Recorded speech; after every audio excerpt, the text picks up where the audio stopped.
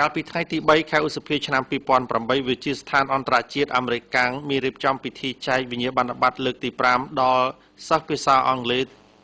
ទូទៅទាំង3កម្មវិធីសិក្សាដែលមានចំនួន168នាក់ក្នុងនោះសិស្សានុសិស្សមកពីកម្មវិធីកុមារចំនួន24នាក់កម្មវិធីសិក្សាភាសាអង់គ្លេសជាន់ខ្ពស់ចំនួន26នាក់ហើយកម្មវិធីទូទៅថ្នាក់ជំទង់និងយុវវ័យចំនួន118នាក់នៅក្នុងឱកាសដ៏មហោឡារិកនេះមានការចូលរួមយ៉ាងច្រើនកកកពីសំណាក់សិស្សានុសិស្សមេដាបេដា